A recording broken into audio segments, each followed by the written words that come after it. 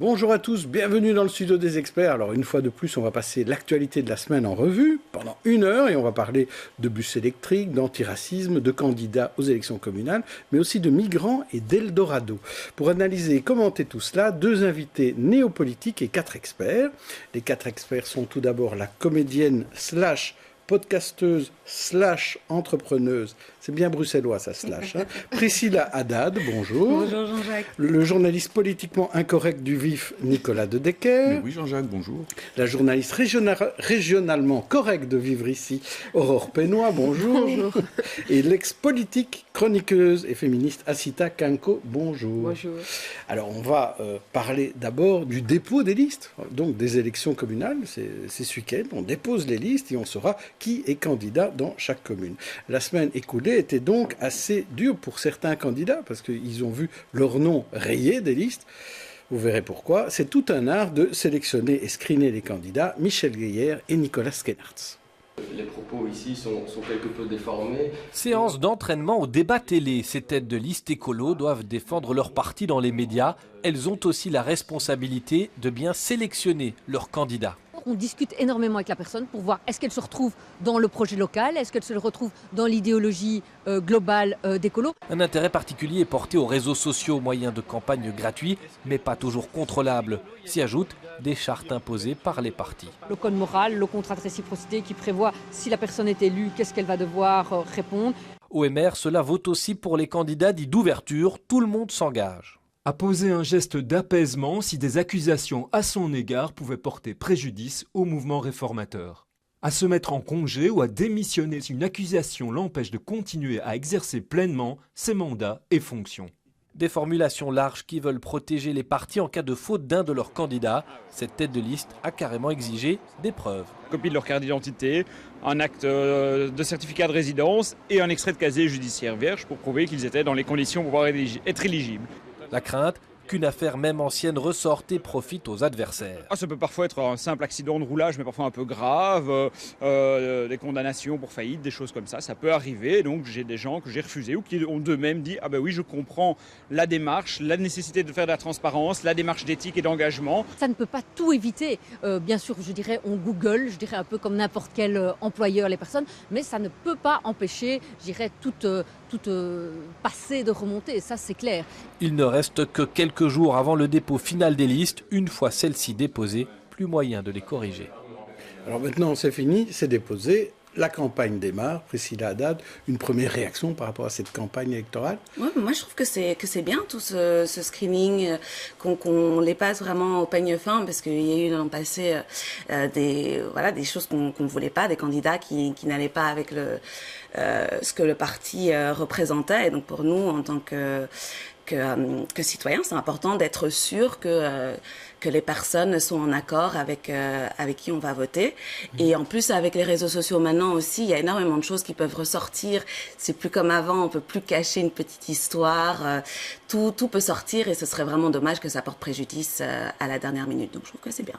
Nicolas De Decker. Il y a 2 types de screening. Le premier, on en a parlé cette semaine avec ce candidat de la NVA, la ville de Bruxelles, qui s'était rendu coupable Alain Van Nieborg, oui. de statut Facebook raciste, et qui a donc dû se désister. Ça, c'est le screening, j'ai envie de dire, d'ordre moral, où on essaye de voir si les personnes que l'on met sur ces listes sont intègres, et politiquement correct, pour reprendre l'expression que vous semblez apprécier, cher Jean-Jacques.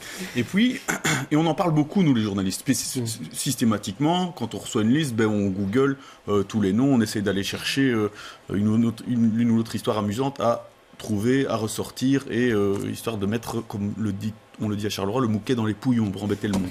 À côté de ça, il y a un autre screening dont, à mon avis, on ne parle pas assez, et qui pourtant est beaucoup plus important, c'est le screening idéologique.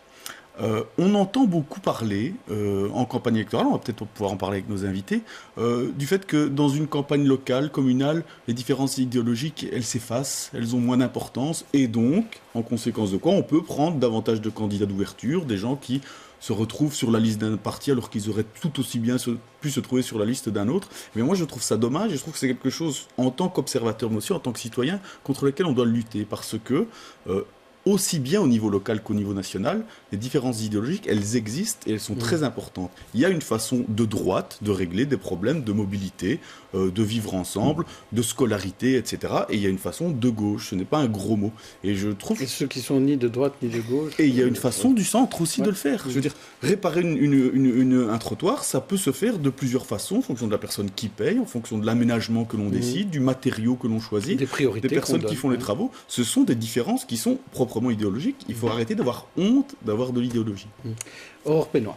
Il y a eu des screenings, mais j'espère que la majorité des affaires sont finies parce que c'est pas sûr non plus. On a vu justement ces tout derniers jours avec une émission en France que finalement le screening qui avait été fait n'était pas si bien fait que ça. Je repense notamment à ce lobbyiste qui se présentait pour le coup à Rick Sansard. Donc c'était Colo qui a dû démissionner. Voilà. Il représentait une association qui défendait le plastique. Voilà, effectivement. Et donc plus les propos racistes et autres. Donc je pense qu'on n'a pas tout à fait fini de peut-être voir partir des gens parce que le screening a été soit mal fait par les politiques, soit les médias vont finir par retrouver certaines choses, soit par dénonciation, ça arrive aussi. Donc j'attends de voir... J'attends le 14. C'est pas fini, donc. On attend le 14 octobre. Oui. Alors, et vous, Assita Kanko? Moi, je pense qu'au niveau... Parce que, juste dire, c'est une campagne, vous y participez pas, vous ne présentez plus, plus de politique. Ça doit être très différent. Comment vous sentez ça? Mais je fais de la politique d'une autre manière parce que je gère donc l'incubateur Pauline pour les femmes, tout parti confondu. Parce que c'est bien d'aller chercher des talents différents pour accomplir des choses dans la société. Et moi, j'y crois vraiment très fort. Donc voilà, c'est une autre façon d'être engagé et puis voilà, écrire, donc je fais d'autres choses. Je pense qu'au niveau local ou à d'autres niveaux de pouvoir, il est important de concilier surtout la volonté de servir le citoyen.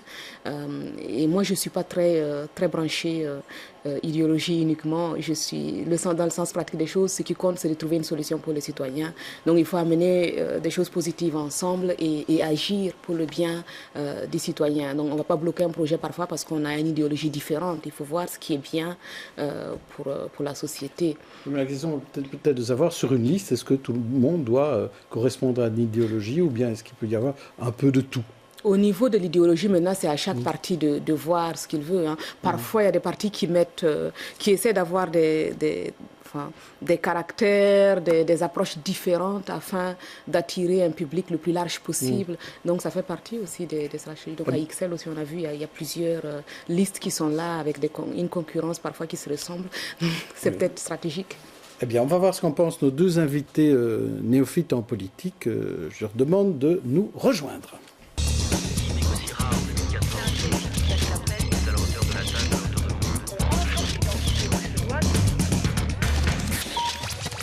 Alors, ils sont deux non-élus qui briguent pour la première fois un siège de conseiller communal.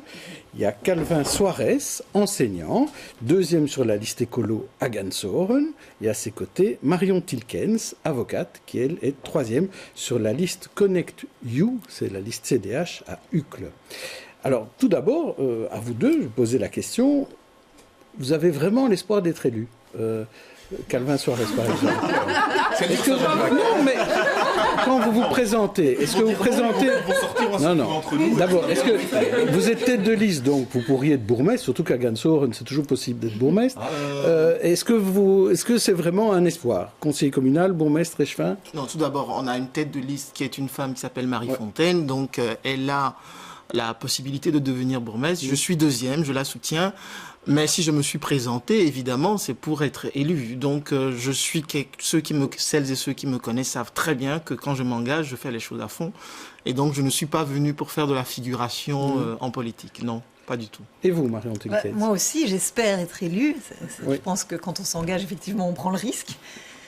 Et surtout quand on est à une place éligible, ce qui est votre cas à tous les deux. Quand on se présente peut-être à une 30e place, c'est peut-être moins évident. Mais Marion Tilkens, vous dites, moi, conseillère communale ou échevine, c'est un boulot qui me ferait... En fait, quand on y réfléchit, quand on y pense, on y va justement pour intervenir dans la vie quotidienne des gens. Et oui, évidemment, je pense que tout le monde qui s'engage, il va pour être élu. Alors, il y a plus ou moins de chance en fonction, effectivement, des places. Mais oui, je pense que tout le monde s'imaginent et se pensent à la place d'un conseiller communal. Pour mieux vous connaître, vous d'abord, Marion Tilkens, vous êtes avocate, ce que j'ai dit. Votre domaine de prédilection, c'est quoi ? Alors, je fais du droit civil immobilier, mais ça, c'est mon métier. Oui. Et puis après, à côté de ça, je suis impliquée dans la vie associative. Je suis administratrice au Caillou, qui est un centre d'hébergement pour enfants qui ont des troubles du comportement. Et puis je me suis un peu impliquée dans le bureau d'aide juridique. Et puis j'ai été bénévole au Petit Rien. Donc voilà, plutôt dans le social. Oui. Plutôt dans le social. Et vous, Calvin Soares, vous êtes enseignant, mais vous avez une activité associative aussi. Effectivement, je suis militant du collectif Mémoire coloniale et lutte contre les discriminations, dont j'ai été cofondateur et coordinateur pendant 6 ans. Et donc, nous avons essayé de mettre au cœur de l'agenda politique, mais aussi au cœur de l'agenda public, les questions décoloniales. Et j'ai aussi une association qui s'appelle Gututugu, qui intervient dans la réinsertion des jeunes filles en proie à la prostitution enfantine, aux fugues au Togo, avec des amis que j'ai rencontrés à l'université ici. Et vous êtes enseignant, vous donnez cours de... Je donne cours de sciences sociales. Sciences sociales, voilà. Alors, donc voilà, on connaît un petit peu mieux nos deux invités politiques. Juste, pourquoi arriver chez Écolo ? Vous avez toujours milité chez Écolo, Calvin Soares ? Tout d'abord parce que lorsque je suis arrivé en Belgique en 2004, j'étais intéressé par les questions de démocratie, de citoyenneté et des questions qui touchent à la décolonisation. Et donc, le parti qui m'a semblé le plus avancé sur ces questions en Belgique, c'était Écolo. Et en plus, ce qui m'a plu, c'est que j'ai considéré que dans notre société, il y avait, on fabriquait beaucoup des machines à gagner des élections. Mais on ne fabrique plus assez des femmes et des hommes d'État. C'est-à-dire des gens qui ont une certaine vision de la société et qui ne viennent pas juste pour gagner les élections. Après, ils ne savent pas quoi faire du pouvoir. Et donc, ça, j'ai trouvé ça chez Écolo. Et le fait aussi que... C'est pas la machine à gagner les élections, Écolo. Oui, mais... Là, je suis fier que ma coprésidente Zakia Katabi dit qu'elle veut changer le monde. Et donc, elle voit la Belgique dans le monde. Vous y croyez. Écoutez, et donc, j'y crois, effectivement. Claire, vous y croyez. Alors, et vous, Marion Tilkens, est-ce que vous y croyez? Et qu'est-ce qui vous fait que vous présentez au CDH? Est-ce que vous auriez pu vous présenter dans un autre parti? Non, j'aurais pas pu parce que c'est complètement mes valeurs. Parce que je trouve que le CDH a une attitude constructive qui lui est parfois reprochée, mais qui me correspond totalement.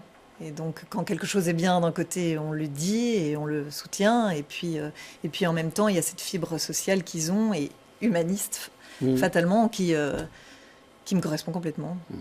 Très bien. Nicolas De Decker, vous qui êtes spécialiste en politique, quand vous voyez ces deux néophytes en politique, vous vous dites, ça, c'est peut-être des futures personnalités qui seront peut-être... Je le souhaite, hein, Jean-Jacques. Maintenant qu'ils sont passés sur votre plateau, je pense que... C'est pas encore fini. Hein. Je ne les vois pas déraper dans l'heure qui vient, donc je leur promets le plus grand destin. Hein. C'est l'école des champions ici. C'est ça la vraie machine à gagner les élections. Voilà. C'est chez Jean-Jacques. Soyons sérieux maintenant. On parle donc d'élections. Vous, comment est-ce que vous faites pour vous faire connaître, Calvin Soares? Alors d'abord, moi j'aime beaucoup le terrain. Et donc, on va beaucoup à la rencontre des citoyens, notamment le porte-à-porte. C'est extrêmement important pour nous, mais aussi le contact direct avec mes concitoyens Ganso-Renois. Et faire tout Ganso-Renois, ça prend combien de temps pour aller faire le porte-à-porte par contre? Combien de portes? Disons que... les portes ouvertes que vous avez enfoncées. Hein, disons qu'on le fait régulièrement, mais quand on le fait, durant 2 heures, on peut faire une 60aine, 70aine de portes. Ça dépend du quartier et ça dépend aussi du temps. Oui. Parce que quand il fait beau, les gens sont beaucoup plus contents et ouverts à la discussion. Et vous faites ça plutôt fin de journée, hein, c'est ça? Plutôt quand les gens sont là. Quoi. Oui, fin de journée ou dimanche matin. Avec les témoins de Jéhovah. Et vous, Marion Tilkens, qu'est-ce que vous faites? Vous faites la même chose? Exactement la même chose. Et je trouve que l'accueil est plutôt sympa, en fait. Moi, j'avais entendu votre précédente émission où il y a... quelqu'un qui s'était déjà présenté il y a 6 ans et qui disait que il trouvait que ça avait changé et que l'accueil était beaucoup moins agréable. Vous avez peut-être guéri, c'était en hiver. C'est le contraire. Voilà, moi c'est la première fois, donc, mais je trouve que l'accueil est plutôt sympa. j'ai peut-être eu 2 fois des réactions pas très sympathiques, mais sinon, les gens sont gentils, en fait. Très bien. Et pour vous faire connaître, une affiche, Marion Tilquet? Une affiche, les réseaux sociaux. Les réseaux sociaux, les porte-à-porte, les brocantes. Et le dérapage. Et le dérapage, bientôt, peut-être ici. Peut-être, oui, un petit buzz peut-être qui vous ferait encore davantage connaître. Alors, on quitte le domaine des élections, mais on va rester dedans en parlant des autres sujets. Je voulais parler d'abord avec vous de ces sujets remontés un peu à la surface, le racisme, l'antiracisme, la discrimination. On n'a pas fini de parler de Cécile Djounga et d'autres cas. La parole se libère et les initiatives fleurissent, comme celle, par exemple, dont on a parlé dans M cette semaine, mercredi. On parlait des rôles modèles qu'on met en avant. Ça s'appelle Réussir pour tous. Voici un cas, par exemple, Véronica, qui va nous expliquer comment elle voit ce genre d'initiative. C'est une campagne qui a évidemment beaucoup de sens. Elle vient apporter une réponse constructive dans un climat, on l'a vu encore récemment, où malheureusement les stéréotypes et les préjugés sont encore une triste réalité. Et moi j'irais plus loin, je dirais qu'on a une responsabilité de transmission par rapport aux générations à venir et qu'il est temps de bannir certaines croyances de notre société. Alors, certaines croyances, c'est-à-dire que vous ne pouvez pas réussir ? Qu'on ne peut pas réussir ou qu'il y a plus d'échecs ou qu'il y a moins de diplômes. Alors oui, il y a des success stories au sein des personnes dites issues de la diversité, mais faut-il même le souligner? Moi, je pense que cette campagne est évidemment une campagne qui s'inscrit sur du long terme. C'est une campagne de sensibilisation. Ça va prendre un peu de temps pour changer les perceptions, mais pour moi, elle aura véritablement atteint son objectif le jour où elle n'aura plus lieu d'être. Alors, Marion Tilquet, est-ce que vous pensez que c'est une bonne idée de lutter contre la discrimination en mettant des rôles modèles en avant, mettant des modèles en avant? Ah oui, je pense que c'est essentiel parce que il y a de la visibilité et donc on change les mentalités. Je pense que la discrimination positive, c'est un peu aussi le problème des femmes, c'est que et j'en ai profité moi parce que je suis sur les listes grâce au fait qu'il y a une parité totale. Mais je pense que du coup, on change les habitudes et on change les mentalités en voyant les choses changer Vous voulez dire, à des places la modèles. petite fille qui regarde l'émission aujourd'hui, qui voit qu'il y a moyen de faire de la politique, ça peut lui donner envie plus facilement. Oui, si voilà, la mentalité change et elle ne se dit position. pas je vais rester dans ma cuisine parce que c'est ma place, quoi.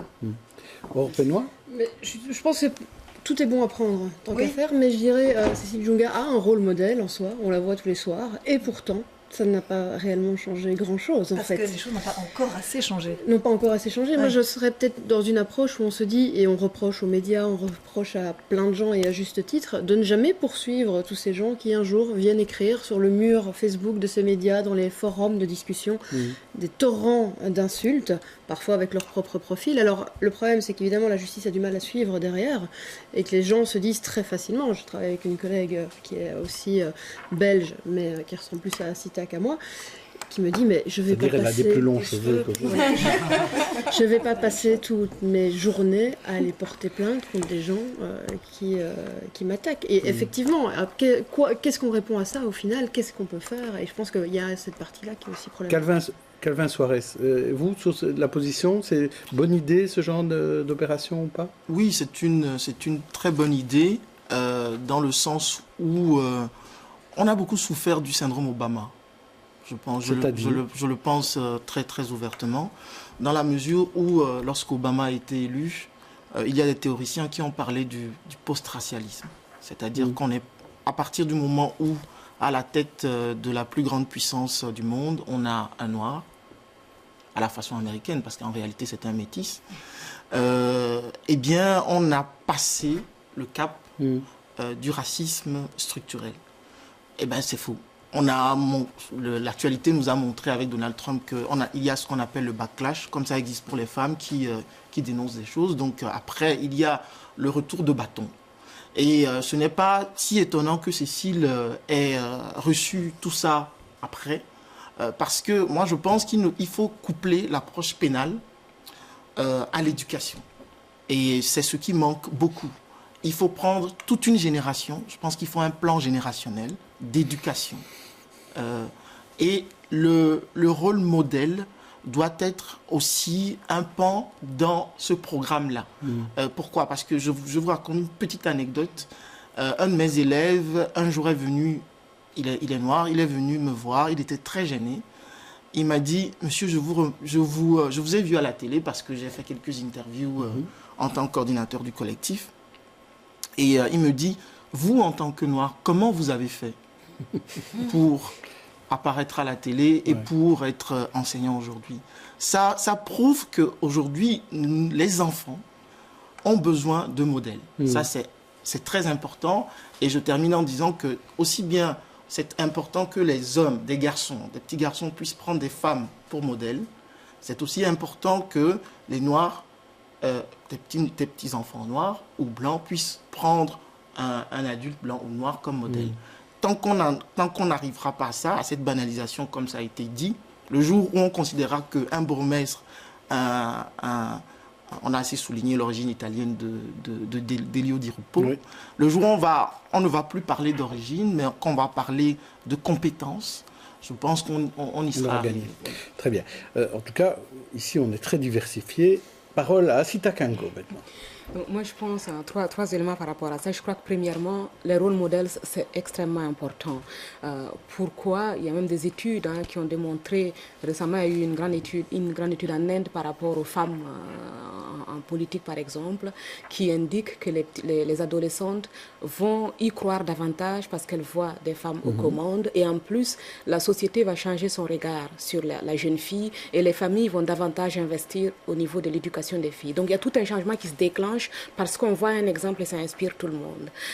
Deuxièmement, je crois que les rôles modèles, effectivement, ne suffisent pas parce que l'effet va intervenir beaucoup plus tard dans le temps. Donc, mais moi, ma fille, quand elle regarde la météo, elle adore Cécile Djunga. Elle me dit toujours, mais maman, viens vite, c'est la femme qui te ressemble. Donc, elle fait toujours ça.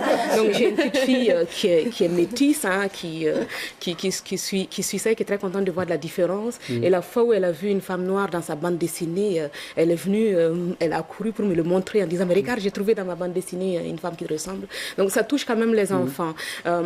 Aussi, il faut punir effectivement les faits racistes, les faits sexistes. Et malheureusement, la cyberviolence intervient et donne beaucoup de force aux lâches qui aiment bien se lâcher sur les réseaux sociaux. Il faut faire intervenir les géants comme Google, comme Facebook, comme Twitter dans la façon de le combattre. Et enfin, il faut combattre le racisme. Mais moi, j'insiste sur le fait qu'il faut combattre tous les racismes. Je le disais le week-end dernier dans le soir, aussi bien le racisme fasciste qu'on peut voir de droite, mais aussi le racisme paternaliste de gauche qui veut imposer des... Donc il faut combattre tout paternaliste. Oui, il faut combattre tout sortes de racisme. J'ai donné l'exemple, moi chaque fois que j'ouvrais la bouche, on se moquait de moi parce que voilà, j'étais une femme noire qui était OMR. Donc il faut dire, tous les racismes sont inacceptables. Il ne faut pas combattre une partie et laisser l'autre.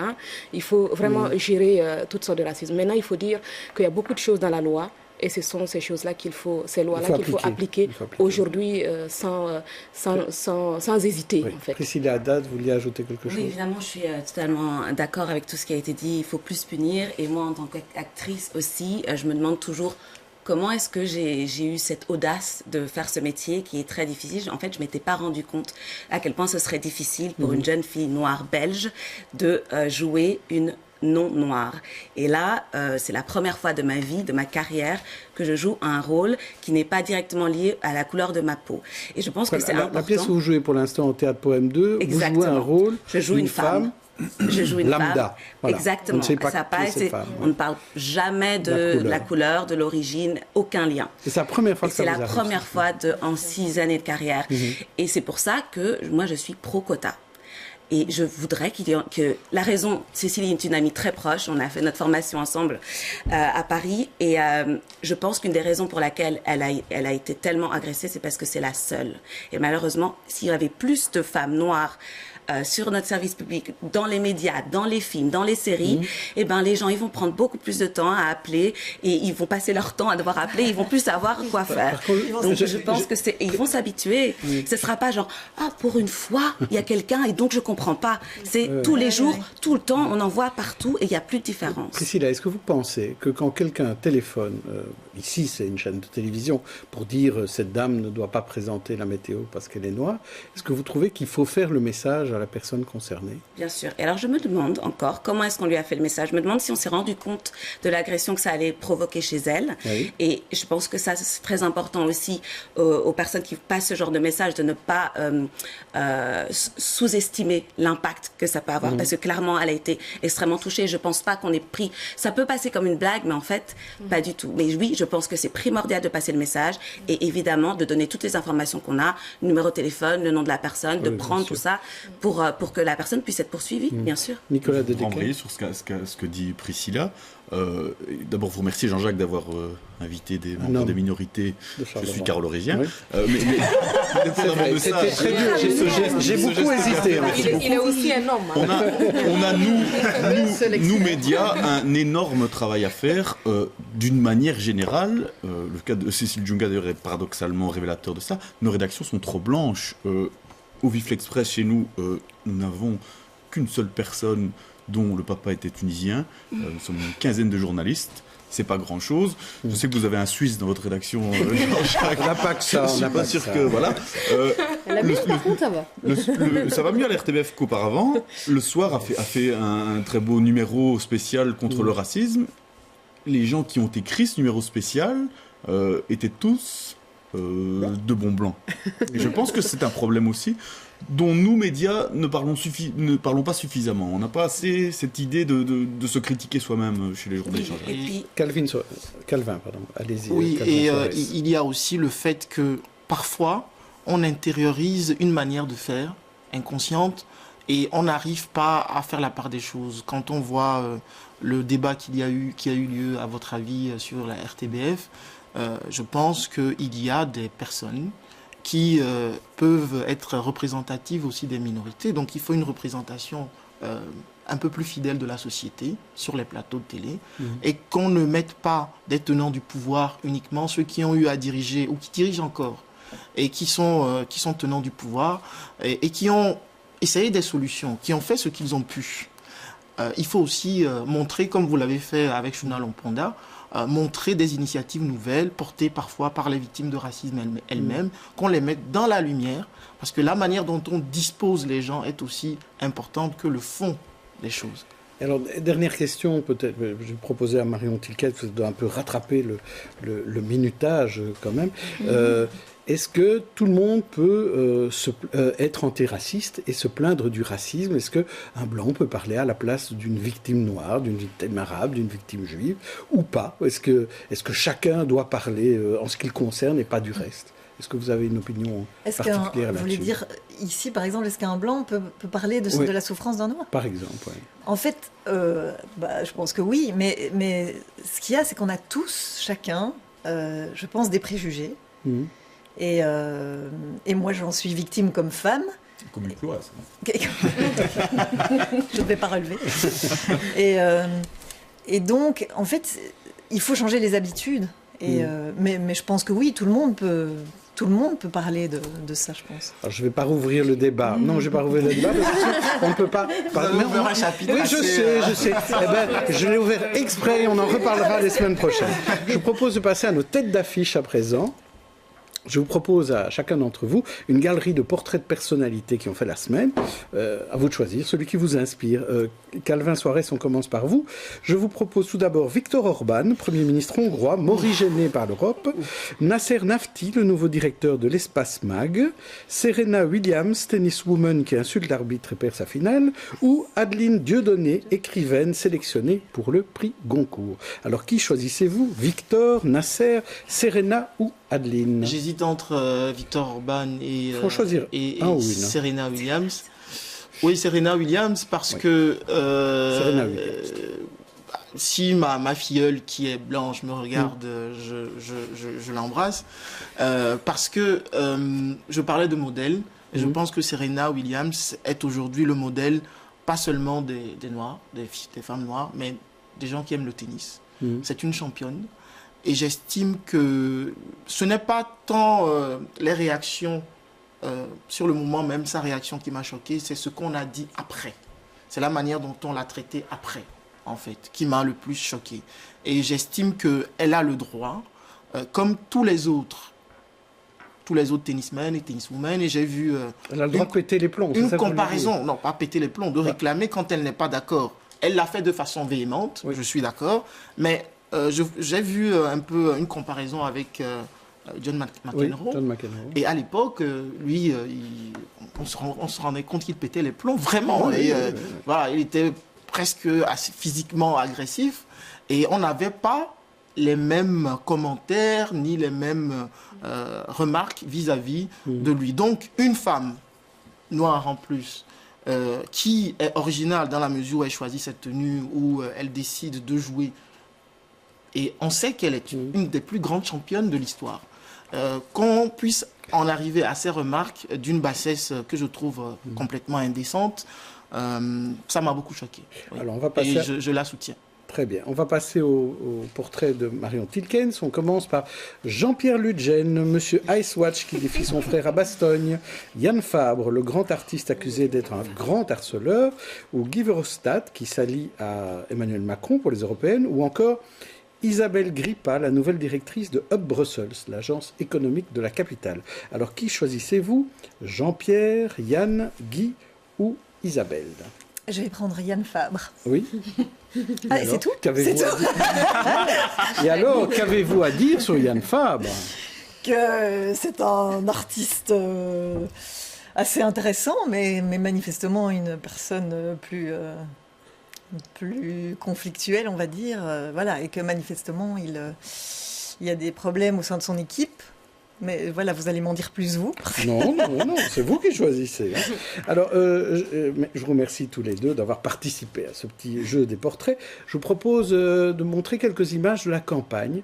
On a fait un peu le tour des affichages dans Bruxelles, et on voit que ça peut commencer par des affichages assez simples, sur une camionnette, là, sur un magasin, un peu de répétition, mais enfin, soit, ou alors une espèce de patchwork complet où on soutient tout le monde, ou encore au milieu des pommes et des poires. Je ne sais pas si c'est la place des candidats. Et enfin, celui qui en met partout, vraiment partout.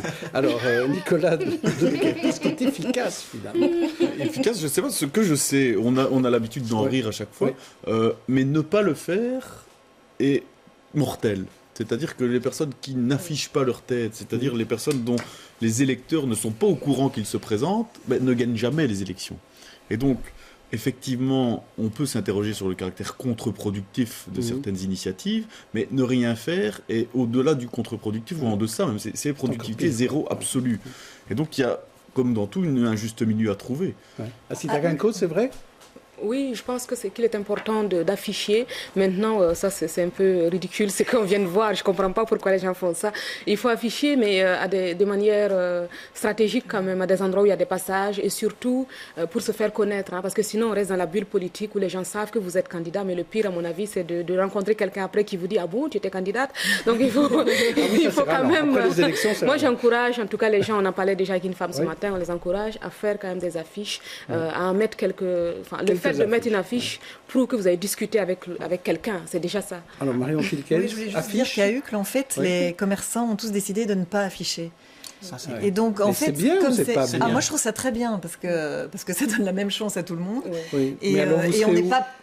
Et vous serez où alors? On va voir votre affiche. Chez les gens, en fait. Oui. Chez les gens. Et vous, nous sommes à Écolo et personnellement, s'il vous plaît, personnellement, je suis contre l'affichage chez les commerçants. Malheureusement, nous avons souhaité avoir une charte Argensourn sur cette question. Je ne suis pas sûr qu'elle va passer, mais je suis pour effectivement des affichages chez des particuliers.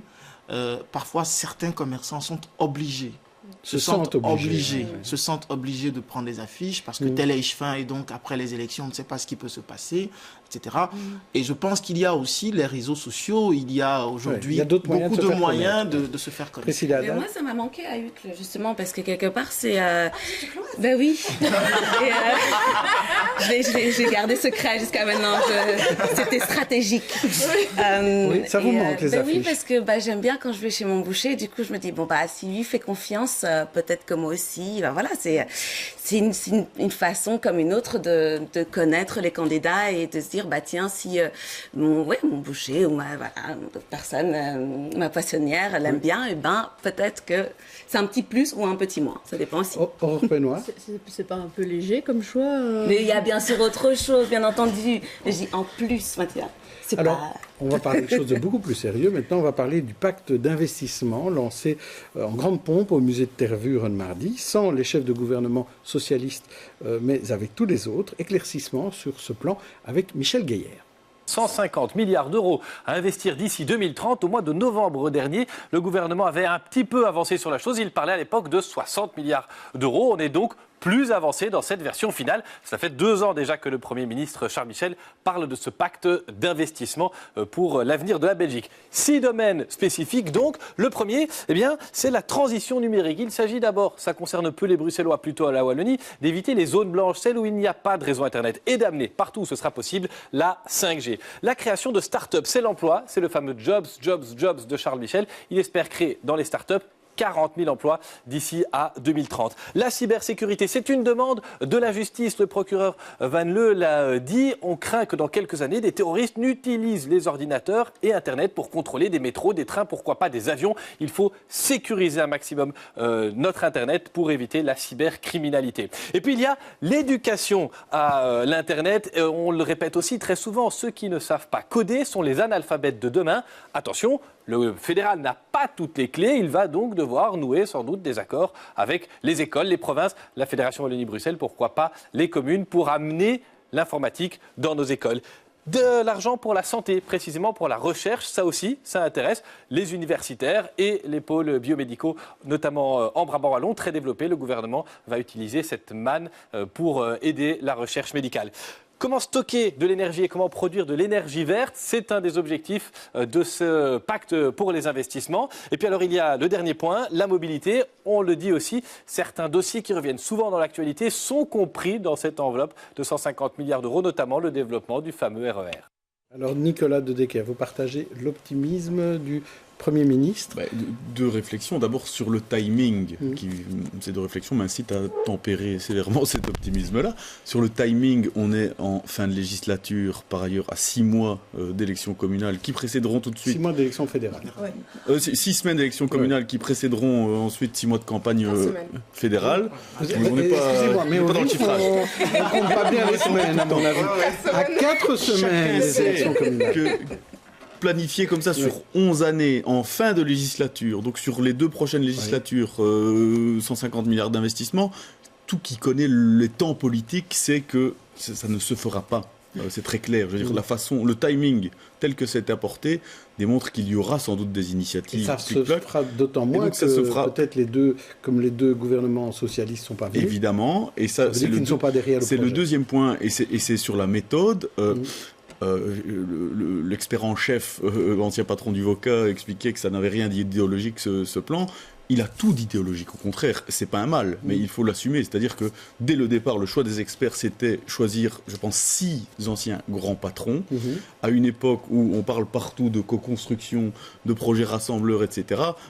Le choix était très clair, c'était de dire on décide de suivre l'avis du patronat. C'est un choix politique clair qui n'a pas été assumé et qui contribue à vicier aussi ce processus-là.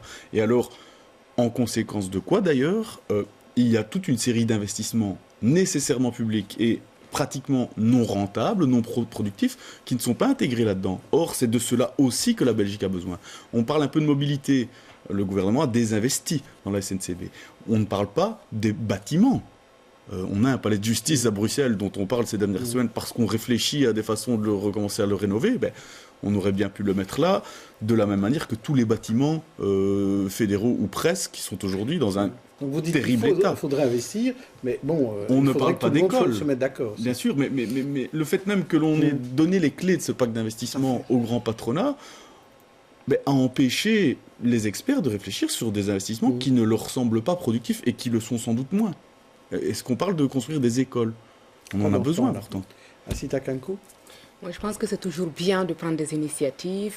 Maintenant, ce qui me manque dans ce débat, c'est l'aspect constructif. Donc, je crois qu'il faut venir toujours ajouter des briques. Hein, si on pense que le mur est trop court, que la solution ne plaît pas, il faut venir contribuer. Donc, je me dis, s'il y a des gens qui étaient absents parce qu'ils ne pensent pas la même chose, ou parce qu'ils n'ont pas les mêmes convictions idéologiques, je trouve ça dommage parce que c'est déjà une absence de dialogue à ce moment-là et c'est un choix qui n'est pas constructif. Donc, il faut venir et donner son avis et travailler sur le dossier, le faire avancer. Maintenant, on ne sait pas de toute façon de quoi les prochains gouvernements régionaux seront faits. Hein. Donc, peut-être qu'il y a des choses qui vont se faire. Parce que, voilà, donc c'est parce que M. Decker a dit ils n'étaient pas là, donc ça ne va pas se faire. Mais peut-être qu'ils ne seront pas là la prochaine fois. On ne sait pas en fait ce qui va se passer. Donc, moi, ce qui me manque, en tout cas dans la vie politique, c'est cet aspect de dire tiens, ce projet-là, il n'est peut-être pas celui qui me plaît, mais voici comment moi je pense qu'on pourrait l'améliorer. Ce n'est pas parce que c'est quelqu'un d'autre qui a fait un projet qu'il est forcément mauvais. Et malheureusement, on a souvent ça, des défenses de position plutôt que des défenses de dossiers dans la vie politique. Calvin Soares, c'est idéologique, là, la position d'être contre le pacte d'investissement? Pas nécessairement. Je parlais de femmes et d'hommes d'État et je pense que c'est dans ces situations-là qu'on les voit. Je dis que c'est une bonne chose d'avoir un pacte d'investissement. Ça fait depuis octobre 2017 que Ecolo a investi dans des travaux avec des experts, BeInvest, le projet BeInvest, afin de travailler sur justement les projets qui pourraient être menés d'ici 2030 et qui pourraient nous projeter dans de bonnes dispositions vers cette échéance. Mais ceci étant dit, nous sommes constructifs et nous estimons que la méthode, dans un premier temps, n'a pas été la bonne. Quand on est un homme d'État, je pense que le Premier ministre a manqué l'occasion d'être rassembleur, dans la mesure où quand on est un homme d'État, on essaye, pour ce genre de projet, de rassembler le plus largement possible. Et donc, dans ce cas, nous avons été constructifs. Nous avons notre chef de groupe au Parlement fédéral, Jean-Marc Nollet, a saisi le président du Parlement, a fait qu'il y ait un débat sur ce qui sera fait de ces 150 milliards, dans la mesure où il n'y a pas de vision politique claire. On a listé les domaines, mais comment cet argent sera réparti et nous estimons qu'il y a trop peu qui est fait pour la transition énergétique et le dérèglement climatique. Donc, c'est à la marge qu'on travaille ces questions, alors qu'elles sont fondamentales aujourd'hui. Et j'estime également qu'il faut absolument qu'il y ait un consensus, qu'il faut, et si les deux présidents ne sont pas venus, il faut savoir, ils ont dit, les deux Rudy, oui. S'ils ne sont pas venus, ils ont dit, on ne nous a pas consultés. Et je considère que quand on est un homme d'État, on consulte. S'ils n'ont pas été consultés, ça c'est... Ils ont dit, on n'a pas été invités. Les invitations n'étaient pas en tout cas, en tout cas, Ecolo a été... Il y a eu des contacts, mais nous estimons que ces contacts n'ont pas été assez approfondis. Oui. Je pense qu'il faut, au Parlement. Je pense qu'il faut remédier à ça. Oui. Et Marion Tilquet, la chef de groupe au Parlement du CDH, était là. Elle était là, oui. Donc moi, je rejoins la position de Assita. Je pense qu'on doit louer ce genre de projet, 150 milliards d'investissements, la moitié privée, la moitié publique, la discussion avec effectivement les grands patrons. Mais voilà, c'est de l'argent qui est injecté. Alors après, il faut voir dans quelles infrastructures... Voilà, le choix peut être, j'espère que ce sera des infrastructures tournées vers l'avenir, et donc pas forcément sur la voiture, les ponts, mais sur des choses plus... d'ailleurs, on voyait dans le numérique, mais voilà, mais je pense qu'il faut appuyer ce genre de choses, et le CDH était là, parce que c'est une attitude constructive, comme ils ont toujours eu, en fait. Priscilla Haddad, pour conclure sur ce point. Juste pour une note un peu plus positive, moi je trouve que le digital c'est vraiment important et donc je suis ravie qu'on parle de ça et de justement par rapport à coder et à quel point pour l'emploi c'est vraiment primordial maintenant. Moi je travaille beaucoup dans le digital et pour l'éducation, les femmes, les minorités, enfin c'est vraiment, il faut qu'on investisse et en Belgique on est pas devant de la course, donc je suis ravie qu'au moins on investisse de l'argent dans le digital. Je vous propose à présent de parler de mobilité, parce qu'à Bruxelles, je ne sais pas si vous le savez, mais demain c'est la journée sans voiture. Ah, on avait oublié, non. Demain c'est sans voiture et il y aura bientôt des bus électriques à Bruxelles. Enfin, il y en a déjà un petit qui circule dans le centre de Bruxelles, mais il y aura des grands bus électriques aussi.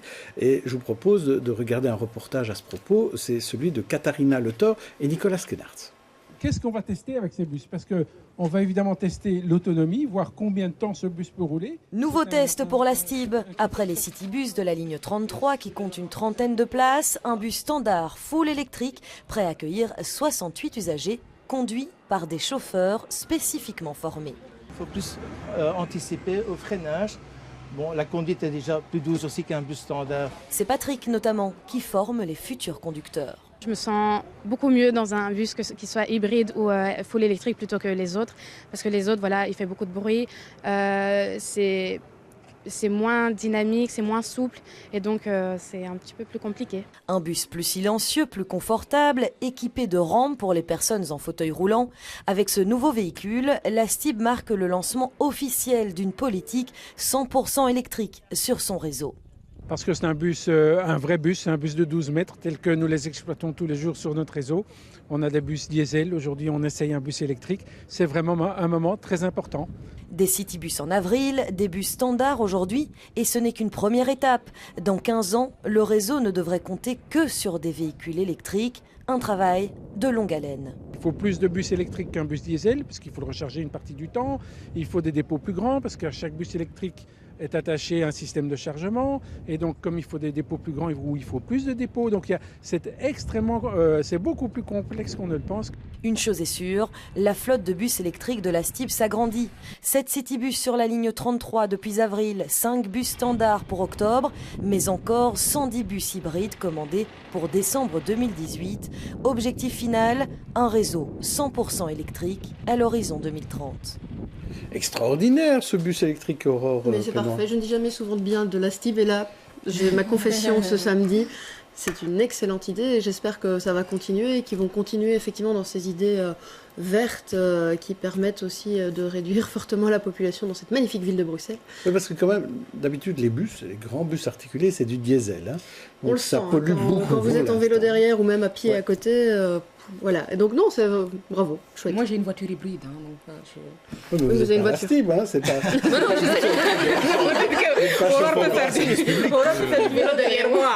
Calvin Sorès. Il faut saluer le fait que ces bus électriques soient enfin arrivés. C'est une bonne chose. Néanmoins, j'aimerais mettre un bémol.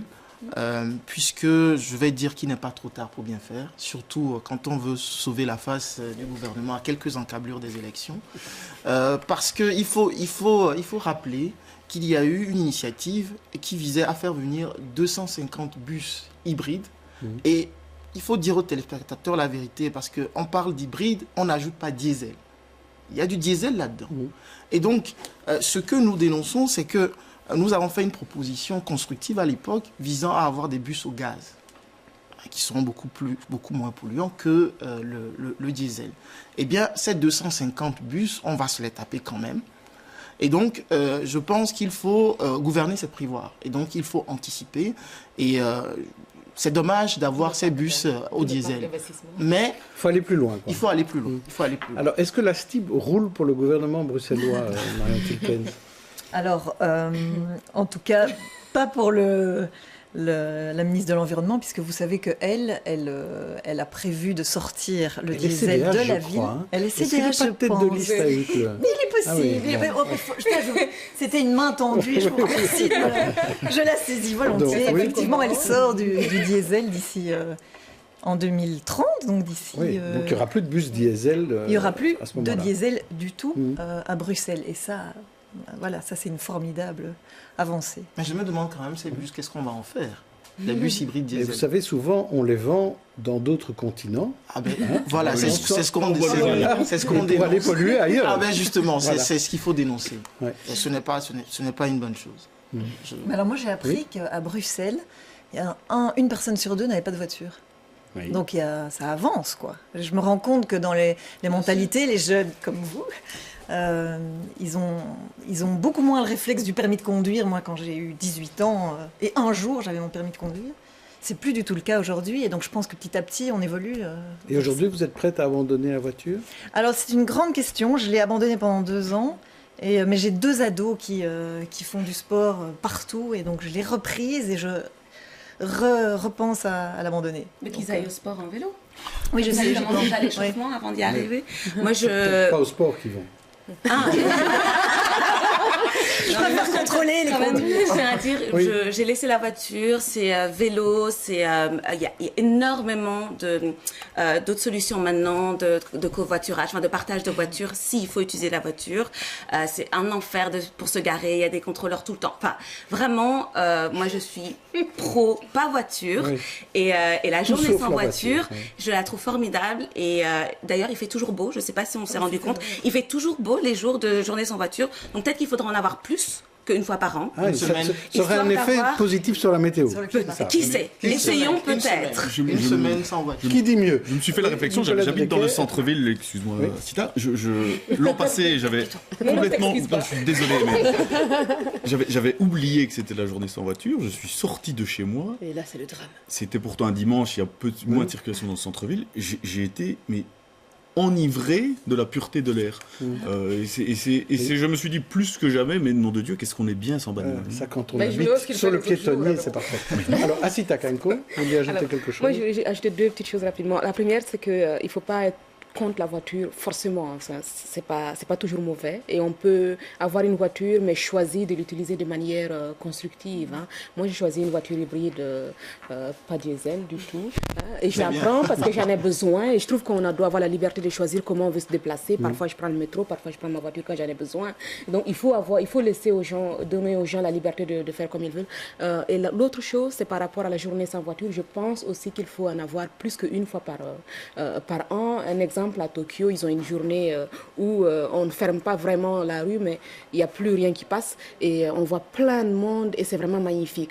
Je crois que c'est la manière dont... Vous savez, ça s'appelle un piétonnier. Non, mais c'est pas un piétonnier. Ces initiatives existent autour des écoles, à Bruxelles. C'est pas un piétonnier, c'est juste occasionnellement qu'on laisse les gens et ça permet aux gens de se dire bonjour. Moi, je dis, quand j'ai commencé à vivre en Europe, j'étais très surprise de voir des voitures, il y avait une personne. J'ai pas vu ça beaucoup au Burkina, la voiture est toujours pleine à craquer. Donc, je vois une voiture avec une personne dedans, je me dis comment elle fait pour ne pas s'emmerder dans cette voiture. Il y a la radio, il y a le téléphone. Alors maintenant, on passe au coup de cœur.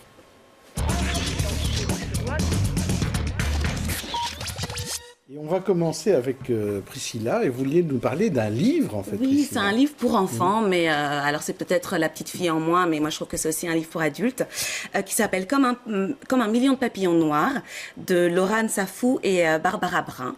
Et c'est l'histoire de Adé, une petite fille noire, qui se fait charrier à l'école parce qu'elle a une afro.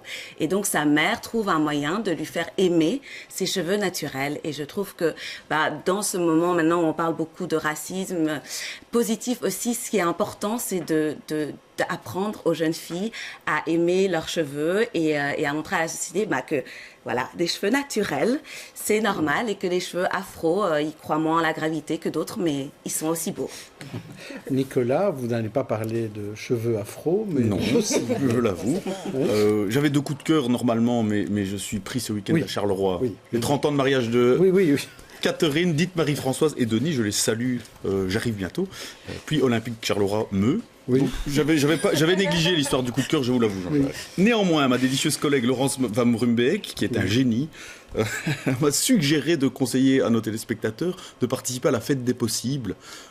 C'est toute une série, une marqueterie d'initiatives qui va durer 2 semaines et il y en a plusieurs dizaines à Bruxelles et qui auront pour thématique centrale la ville en transition. Et donc on pourra aller manger des choses bonnes, rencontrer ses voisins, regarder des films, assister à des conférences. Le programme est accessible sur fêtedespossibles.be, c'est assez simple .org, pardon. C'est assez simple à mémoriser et je vous conseille à tous d'y aller. Mais après Olympique Meux. Faites votre possible en tout cas. Alors allez-y Aurore, vous voulez nous parler d'une boxeuse? Oui, une boxeuse de Molenbeek, on ne va pas très loin. En fait, Al Jazeera est venu poser ses caméras début d'année à Molenbeek avec l'idée de essayer de montrer une image positive du coin 2 ans après les attentats, et donc a suivi Salma qui a 15 ans, qui est devenue entre-temps championne de Belgique. Je vous raconte un petit peu la fin, mais l'idée c'était de se dire à travers, c'est une série en fait qui s'appelle This is Europe, d'aller faire un tour en fait dans toutes ces villes qui de près ou de loin ont été touchées par les attentats. 2 ans après, où est-ce qu'on en est? Et vous verrez que Salma n'a pas sa langue en poche et a de chouettes messages à vous partager. C'est 24 minutes, c'est gratuit, c'est sur YouTube. C'est pas mal. Ouais. J'espère qu'on la verra dans pas trop longtemps sur BX1 aussi. Alors on va passer maintenant au coup de cœur d'Asita Kanko. C'est un film. Oui. Mademoiselle de Jonquière. Oui. Pourquoi Donc, parler de Mademoiselle de Jonquière? J'ai lu une très belle critique il y a quelques jours, si je ne me trompe pas, dans le soir. Je pense que ça raconte une histoire qui moi, me parle parce que ça met aussi en avant la position de la femme. L'histoire est racontée pour également être quelque chose qu'on peut comprendre aujourd'hui, qui peut être comprise aussi par des gens de maintenant. Et pourtant, c'est une histoire assez ancienne. Moi, j'aime bien aussi le style des films d'époque qui traitent de sujets actuels. Donc, je demande à tout le monde d'aller le voir. Et on voit, c'est Cécile de France et Édouard Baird qui est magnifique. Qui jouent dedans. Alors, moi, mon coup de cœur, c'est une BD qui a gagné hier soir le prix Atomium BX1 de la BD bruxelloise de l'année. 3 femmes pour une BD, Anaëlle et Delphine Hermance et Valérie Zézé. Pour La Balade des Dangereuses, c'est le nom de cet album. L'histoire de Valérie, détenue à la prison des femmes de Berkendal. On la suit dans sa vie quotidienne au travers d'un dessin, comme vous le voyez, naïf et pastel. C'est une autre manière de voir Bruxelles. Alors, je vais peut-être demander très rapidement, en quelques secondes, est-ce que vous avez un petit coup de cœur, Calvin Suarez? 2 petits. Oh non, un. Non. Black Klansman de Spike Lee, qui sera projeté le 1er octobre au Vendôme, avec un débat après. Et puis, la nouvelle ministre des Affaires étrangères malienne, 35 ans, Kamisoko Kamara. C'est exceptionnel d'avoir une femme jeune à un ministère régalien. Ça, on parlait de rôle modèle, c'est très bien. Parfait, je lui en donne un, il en prend 2. Alors, Marion Tilkens. Je choisirai le même sujet, rôle modèle. Oui. Et le dernier livre que j'ai lu, c'était la biographie de Simone Veil. Et en matière de modèle, voilà, on ne fait pas mieux. Donc, à lire, absolument. Merci à tous les deux et bravo pour cette première, ce baptême dans les experts. On se retrouve bientôt. On se retrouve la semaine prochaine avec des candidats, avec des non-candidats et non-politiques. Vous verrez, ce sera assez intéressant chaque semaine puisque campagne électorale oblige, on équilibre mieux. Et lundi, on se retrouve avec du Saint-Gilles partout sur BX1 puisqu'il y aura le débat des têtes de liste à 18h25 et aussi un face-à-face à 12h45 dans l'interview avec les candidats du PTB et de Défi. D'ici là, beau week-end à tous.